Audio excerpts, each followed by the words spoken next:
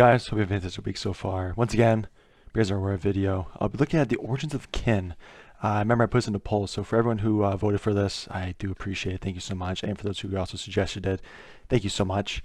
I don't really know what to look forward to here. I know it's going to be good because it's a Warhammer and everything about Warhammer is awesome, but I'm excited for it.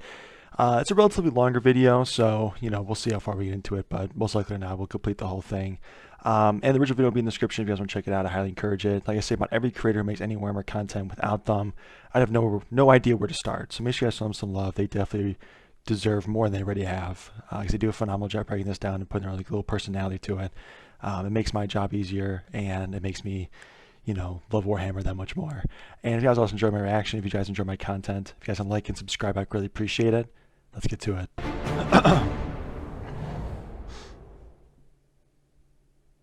Ooh, that's a cool suit. Leagues of Votann lore. Origins of the kin. We talk, my partner and I. Our hearth is strong, our bond unbreakable. Yet we do the dance. We know the steps. We know nothing will change. But we do it anyway. It makes things easier. She sallies at me. Why go? That's a she? Is that a she? She's jacked. She's jacked. Damn. They will never That's a she, be right? like us. Jeez. They're different to us, she says. Yes, but it is believed they are our distant cousins. She's ripped. We have shared DNA, shared history, perhaps a shared future. She retorts. They wave candles at computers, mutter chants at gears and pulleys. Whatever common ancestor you say we may have had is distant indeed. Damn. How can you trust those who live the way they do? I retort.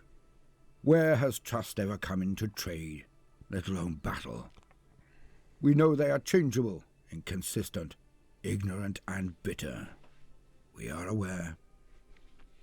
You overestimate these barbarians, she says. Humans. Pah!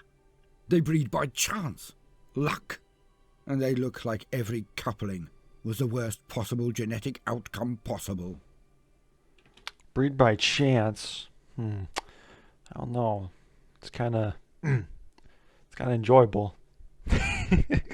I'm sorry. I respond. Yes.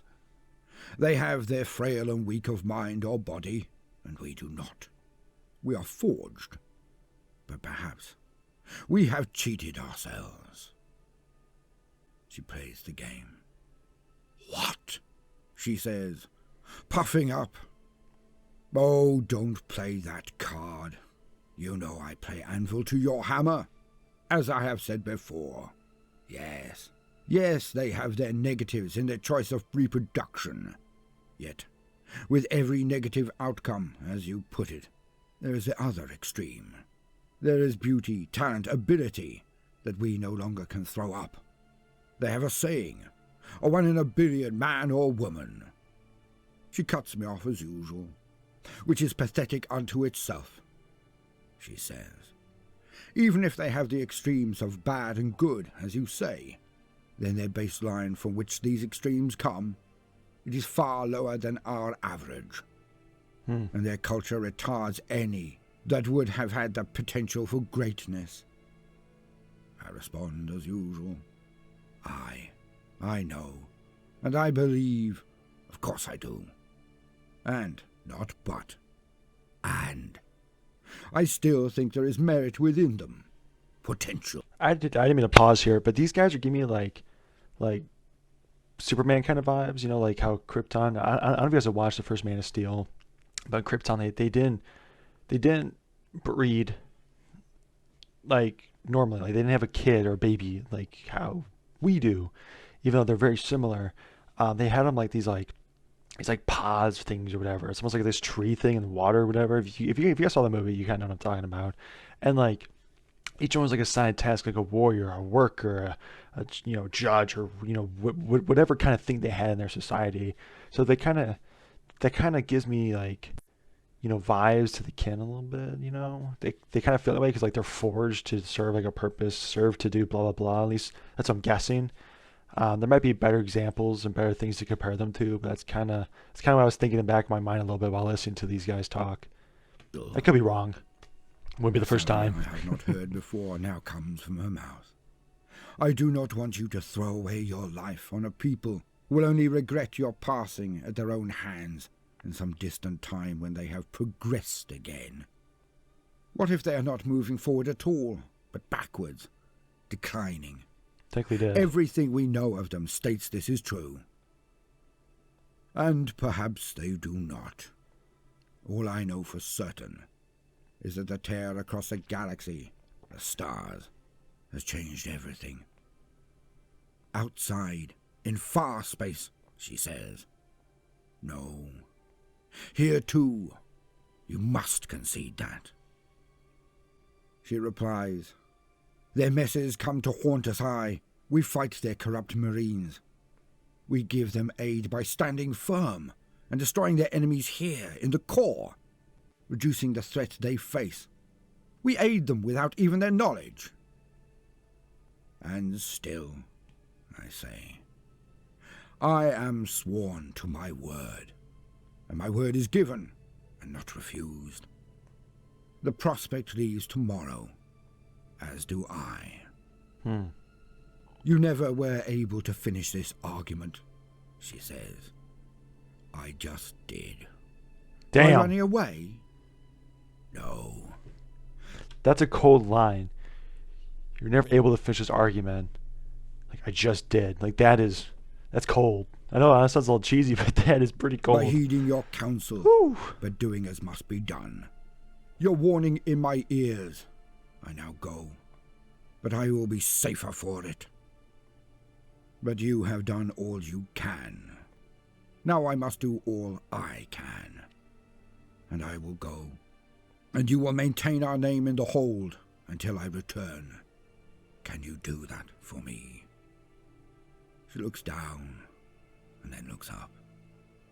Yes, I will. Always. And when I return, I shall bring you a pearl the worth of a planet. She looks me deep in the eye. Fight well, endure. Bring honor to our name. That's deep. That's dope. Sorry about the weird cut, guys. YouTube likes to put ads in the worst spots possible, so my apologies for some weird cut there. Just an ad. Welcome, gentle listener. I am Voldemort, your faithful servant, and I wish to introduce you to the factions, forces, and faces of the Warhammer 40k setting, the grim darkness of the far future, where there is no time for peace. There is only time for war. Don't forget, we have a natural history and mythology channels now. Links in the description, so go have a shufti. Sounds cool. Now, let us proceed. And today, we shall be delving into the genesis and history of the kin of the Leagues of Votann. Now, do bear with me, as even after the lore, there is much I wish to tell you. So stick around. I guarantee your eyebrows will at least flutter, and you will not regret the stay.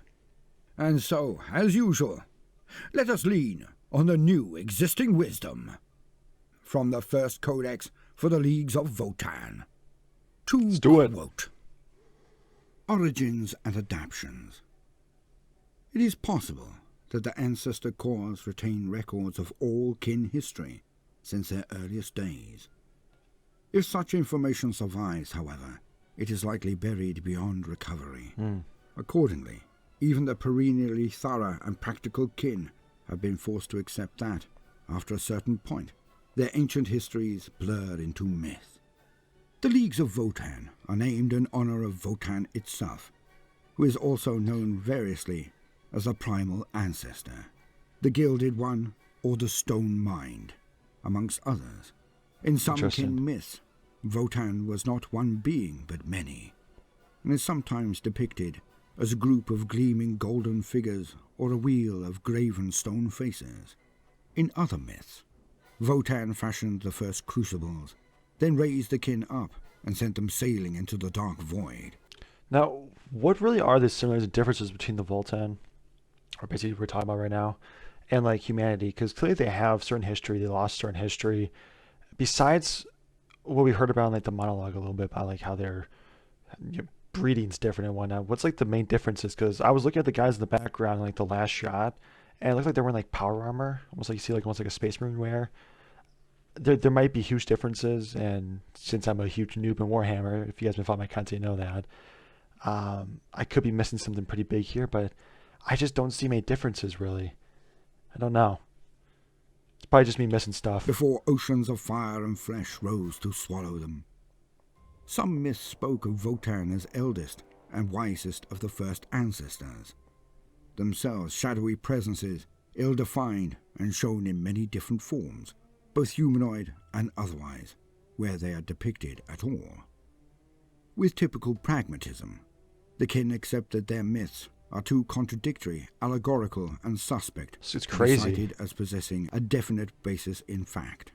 But none of this troubles them overly.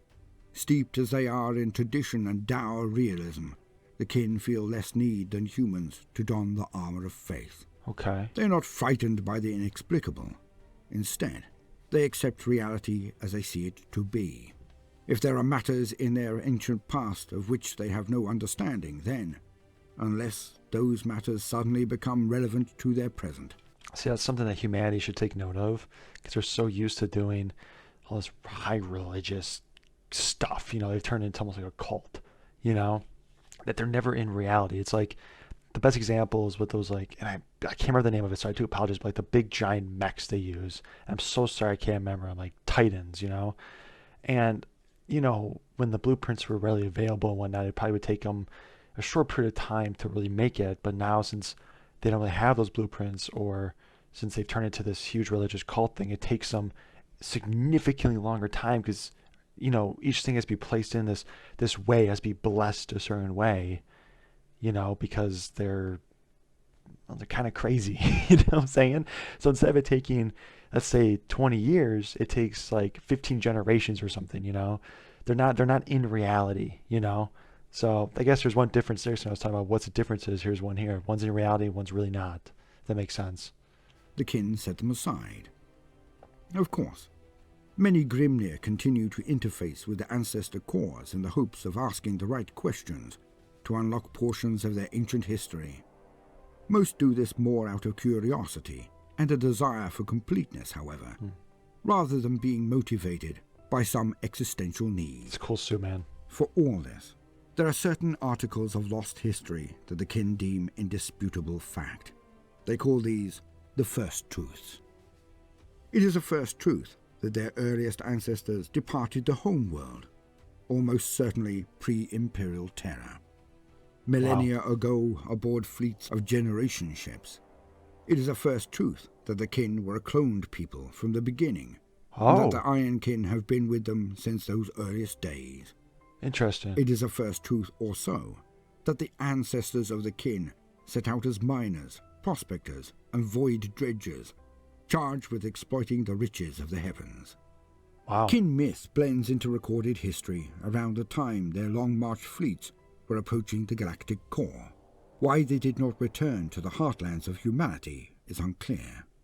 From the fact that so many kin fleets plunged into the galactic core within a period of only a few centuries, it might be inferred that a deliberate choice was made. It is during this period that the last references to the first ancestors can be found, often blurring with or transitioning into mentions of the ancestor cores. That's crazy. These are themselves also referred to collectively as the Votann, with the kin employing the two terms interchangeably.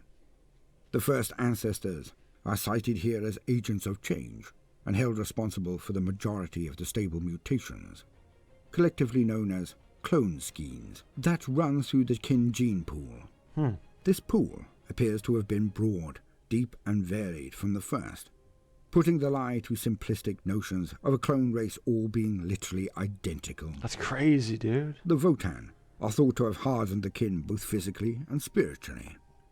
Some accounts claim that this was in response to a perceived... Now, the thing I'm just going to bring up here, and I try to connect Warhammer to like stuff I know like Star Wars and whatnot. I think that the Separatists, and if people know Star Wars, that's the clones Republic's enemy. They're droids, robots, whatnot. They tried to make a biological weapon that would attack the clones because they were all identical beings. You know, each clone was off Jango Fett. They were identical height, voice, hair, everything. They were a clone. So wouldn't technically having a full race of clones be, or can potentially be like detrimental if someone made like a biological weapon, or does that not affect them? You know, because if their clones are exact replicas, means their DNA is the exact same. Or maybe I'm just overthinking it and it's a different thing because it's Warhammer. I don't know, but that's something that can probably be talked about a little bit more since, again, they're a clone race, you know. There has to be some drawbacks to it. I'm thinking biological warfare and making a certain virus that can attack you and attack your entire, well, bloodline, aka your clones, could potentially take them down. Might be thinking too deep into it, but something just popped in my head. Curious. threat. Others, that it was done to ready the kin for inhabiting their harsh new home in the galactic core. In practical terms, the introduction of the clone skeins gave the kin denser musculature, tougher bone structures, higher red and white cell counts, exceptional core strength, and formidable physical resilience. I ate some of that. More esoteric, but no less evident, are the changes worked on the kin's spirit, which cause their souls to shine far more dimly amongst the tides of the warp than those of humans. What? The kin evidence no uncontrollable psychic mutation, and only those with the appropriate psychoactive clone scheme can activate the so-called barrier tech that allows psychically active kin to interact with the Empyrean. Interesting. It is rare indeed that kin fall victim to physical mutation, demonic possession, or the temptations of chaos. Wow. Hostile psychic abilities struggle to find purchase upon them. It has been suggested by some outside observers that this very hardening of spirit led the kin to become even more obstinate and conservative in character. If this is so, then it is just one side of a metaphysical feedback loop that has benefited their race greatly across the millennia. I'd say. Beyond these benefits, there are many cloak schemes that impart useful physical abilities upon kin who possess them, from enhanced reaction times and vision that registers infrared or other energistic spectra. So I guess you could kind of compare them to Space Marines in a certain way. As a Space Marines, a potential candidate is turned into one through the growing of organs and procedures and whatnot. The kin is just a clone birthed and just born with these abilities, which probably makes it more pure, wouldn't it? Because I know Space Marine Legions have setbacks, I guess you can say, you know, Blood Angels being one. But that's really cool, you know, because I was talking about how they have the power armor on. It's just because they just are naturally able to wear it, basically. They're naturally able to move in that kind of armor. That is really cool. To limited resistance to extremes of temperature, gravity, or strains of cosmic radiation. The list goes on. The clone schemes undeniably aid the kin in enduring the extreme environments of the galactic core. I'd say. Many clone schemes manifest physically, whether it be unusual coloured eyes or skin, craggy subdermal layers, chemical body odours, or various other giveaways. To humanity, such physical abnormalities would surely be cause for prejudice and mistreatment. That's from coming from the humanity, the Imperium, that literally has like flying skulls and shit. It's like, okay, I'm not even gonna do it. That's funny. Oh my. To the kin, they are rather badges of valuable ability. Neither Space Marine Legion, that's either like bequeathed by the ineffable ancestor I'm not cause, even gonna do it. or encouraged by the cloners' guilds during gestation. Obscure legend gives way entirely to historical record during the following centuries. A scattered kindred fleet settled new worlds, establishing trade routes and becoming the first leagues of Votann. It's huge. End quote. And so, we see the genesis of the kin of the leagues of Votann. Odd, for it is so dense actually. This entry means so much if you have but the wit to see. Now the kin are clearly not squats at all, for the squats were slowly made more robust and short due to the heavy gravity on the core worlds they colonized. Oh. But this is not the case with the kin of the Votann, for they are genetically engineered. They are designed thus, so they were never as tall as humans. They were never altered by the conditions they were exposed to. Interesting. As they are all bespoke clones. They were always half-men, as some might put it. An odd statement, one might think, until I lead you into our second quote of the video. So let's get on the same page. Concerning the men of stone. Guys, another YouTube ad. Gotta love it. My deepest apologies. Quote. The men of stone were a class of artificially created... Sorry to pause right after that commercial. That is a really cool shot. I'm actually come back to this video. I might make this my wallpaper. That's really cool. beings Damn. created during the dark age of technology in roughly millennium 21. According to ancient accounts, the men of stone were engineered by the men of gold for the purpose of deep space colonization. Oh. Though physically inferior to their creators, they are capable of building great artifices and construct the men of iron as their eyes and ears. As the stone men existed in a state of half-life, they were unaffected by the demons of the warp, something that made warp travel much easier for them. Interesting. In time, mankind learned to place itself into the ships of the stone men, protecting them from the depredations of the warp. Wow. Over time, as mankind expanded into the stars, the men of gold lost their influence, and the men of stone became ascendant. However, the men of iron eventually rebelled against their stone creators, producing catastrophic wars that humanity barely survived. Of course, someone just has to start a war, Can't be Warhammer without some big group getting pissed off or getting full of themselves making our war. Gotta love it. Never happy ending. Quote. Never happy ending, man. And this was the tale of the men of gold, the men of stone, and the men of iron. An ancient tale. Hence, from my limited perspective, we have the answer to so many questions. So many comment strings, so many YouTuber videos, all surrounding this one tract from one book by the superb Andy Chambers. From my perspective, the question is answered. For the kin are not squats. The kin are the men of stone. That's super cool. They were always short, robust, and of limited soul brightness. They were designed to mimic humans, but not to ever be mistaken for them. And they are close to the iron kin, which are clearly early or prototype men of iron. But these ones stayed loyal. The genesis of the kin states that their fleets went into the core. Before, when they were squats, this made total sense. Now, the kin were clearly either avoiding a fight with the men of iron, which seems less likely, or had retreated from the rest of the human race when they started to destroy their technology in the purges after or during the cybernetic rebellion. I'll do it. So close in its pace to the Butlerian jihad of... I think they would want to leave too. I don't think they want to willingly be killed.